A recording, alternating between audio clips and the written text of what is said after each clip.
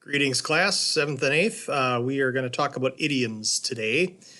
An idiom is something that is, if you take it literally, really doesn't have any meaning whatsoever, or doesn't mean what it says literally.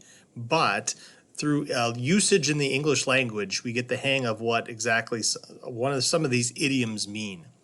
Like if someone says it's raining cats and dogs, have you ever really seen cats and dogs coming down from the sky? No, but what does that mean? We know that when it's raining cats and dogs, it means it's raining very heavily.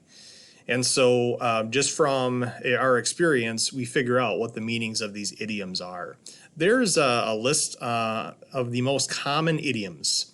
All right, so a blessing in disguise. It's not like a blessing, was wearing a disguise of some sort, or a mustache, or glasses, or anything like that. A blessing in disguise is a good thing that did not seem good at first. Something's a dime a dozen. That means it's very common.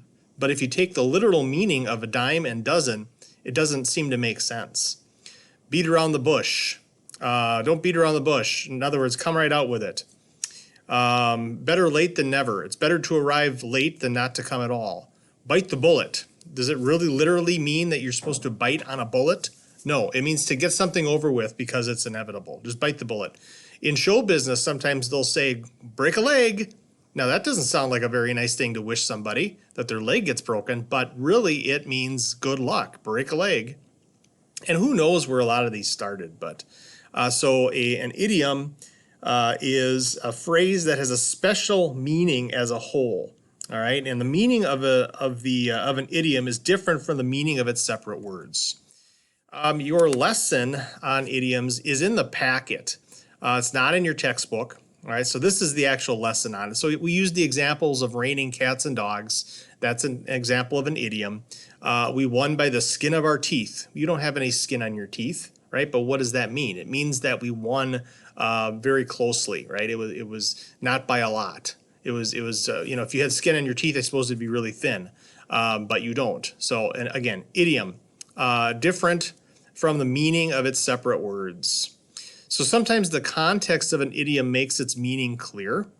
And so, for example, it says Fred is talking through his hat when he says he can spell every word in the English language. Now, can you maybe use context clues to figure out what talking through his hat might mean? Okay, so now he can't possibly spell every word in the English language, so we can kind of conclude that talking through your hat means that he's talking nonsense. So if you talk through your hat, it might sound like this and nobody would be able to understand. Okay. All right, there's some practice problems on the bottom of page 489, of the handout rather that I gave you.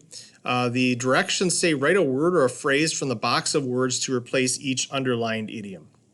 So number 1 says Stan has his hands full. He can't take on more work. So which of those 4 meanings do you think would replace his hands, has his hands full? If someone has their hands full, that means they're busy. All right, number 2, we all read our speeches, but Nan knew hers by heart. Now, really think of literally. Do you know it by your heart? No, you know it from memory, okay? But again, these are just phrases that we use. We don't even think about the literal meanings of them. We just know what it means. Now, imagine if you were like an ESL learner, so English is your second language, and you know some Spanish words, right? But let's say you strung together some words, you figured out what the phrase meant in Spanish, and then it just didn't make sense. So you can kind of feel for second language English learners. If Spanish, for example, is their first language, to try to understand what idioms mean, right? It's tough enough to understand the language and the words, but to understand what the idioms are really saying without taking it literally. Number 3 there, I can't make heads or tails of this story. In other words, it doesn't make sense, heads or tails. Okay, again, don't take it literally.